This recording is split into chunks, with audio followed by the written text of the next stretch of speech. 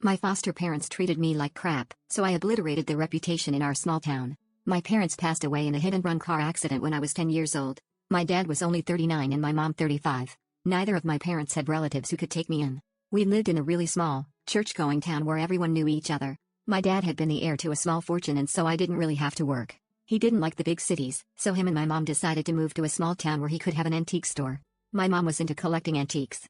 I would have had to go the orphanage route when they passed, but this couple from the church, who I will call Mr. and Mrs. Banks, made this big to-do in church about how a little girl needs a loving home, and God has given us this joyous task of bringing her up in our home and hearts. It's been a long time and I don't remember if those were Mrs. Banks' exact words, but they were something cringe-worthy like that. The Banks family had their own daughter Ella, who was a year older than me. That should have meant we would be super good friends, but Ella had her own thing going and always ignored me. The Banks received a stipend from the state to take care of me, but they also received checks every month from my dad's estate, which was supposed to take care of me until I was 18. When I did turn 18, I would receive full control of my parents' inheritance. The Banks weren't exactly cruel to me, but in private it was clear they were just using me to build up their reputation in our small town. In front of other people they'd fawn over me in a sick, cotton candy fashion that made me uncomfortable. They'd also make Ella be nice to me in public, which she hated. The Banks would also put on a big show whenever social workers came to check up on me. They'd coach me before the lady would come, and tell me to praise how godly and wonderful they were. After the social worker left, they'd go right back to ignoring me and spending my dad's money on anything they ever wanted. Nice dinners, vacations, etc. It was clear to me even as a teen that the Banks family were only using some of my endowment, both from the state and from my trust, to take care of me. The rest, they spent on themselves.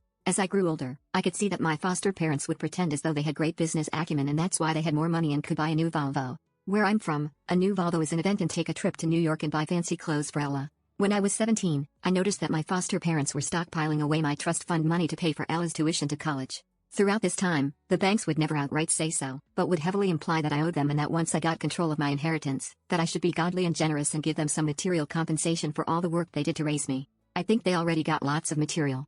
Especially since Mrs. Banks practically stole all of my mom's antiques from her store and kept them for herself, gave them to Ella, or to her other relatives. One thing my mom never kept at her store was an extremely expensive, Baroque-era fine china set, absolutely complete and worth tens of thousands of dollars. Not a replica, but the real deal.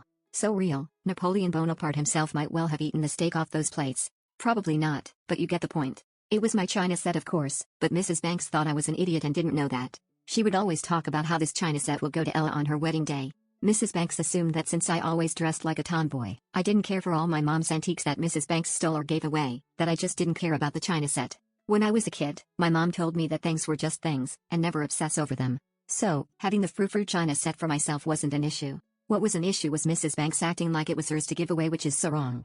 So, once Ella went off to college, thanks to my biological mom and dad's money, I had to make my own plans. I had always done well in school and had actually gotten a partial scholarship to attend school out of state.